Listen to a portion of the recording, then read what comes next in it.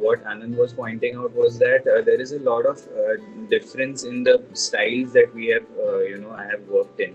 So that is one thing that I would really like to point out. See, basically, what happened was that whenever when I decided to go for illustration and to really, sort of make it my career, or even when I was in college, I used to observe a lot of things. And see, when you're in fine art, maybe you have to sort of, you have to be a little more stringent with, sort of sticking to one style, because then it becomes your identity.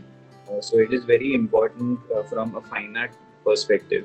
But in the case of commercial art, when you're making illustrations for a specific subject, then be it advertising, or be it like a book, or be it maybe some sort of posts for social media or something like that, you have a specific brief and you have a specific target audience for that.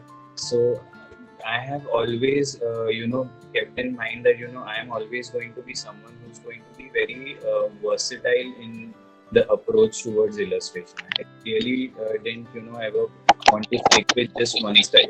So there might be one style which is a very favorite of mine, but at the same time, for me, I think it is very important for an illustrator to be able to work in a lot of different styles, because what happens is that then you're able to cater to a larger number of audience. Like for example, over here, the illustration that we are seeing here, this is for a children's book.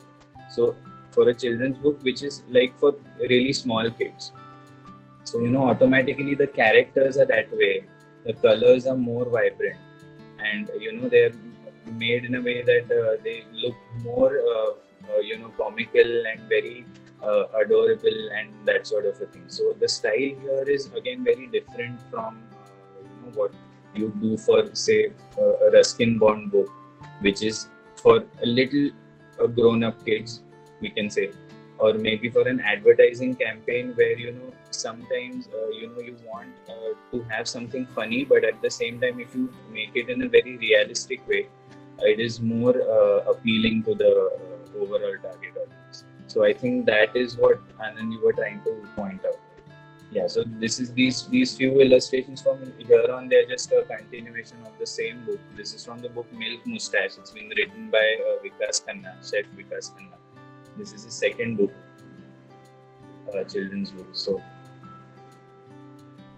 yeah, so this book was something which there are books which have a lot of text, as in a lot of story, as in the written form, and then there are one or two illustrations in between, and automatically when it's a book for kids, it is sometimes more of the illustration part and the text part reduces drastically.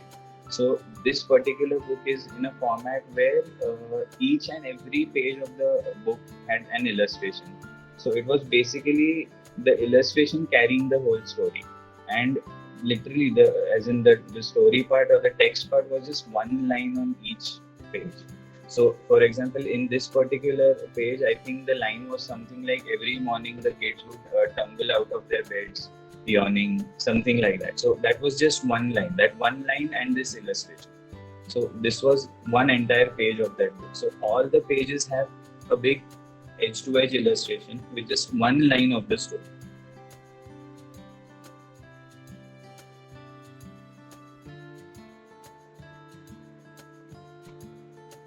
We can see the others also.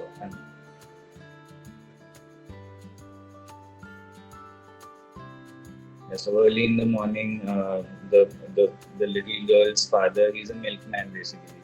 So this is just how he used to, with his milk pails, he used to set off to deliver milk to all the houses. So this is that illustration. Again, this just had one line.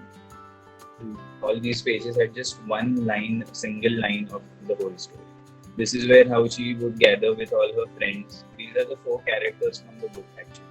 The cow, Kali, then there was a Rang, I think was the name of the butterfly, and Sur is the name of the bird over there. So these four are friends, and how they used to, come together, and then they used to go to the lake and all that. That's what the story is.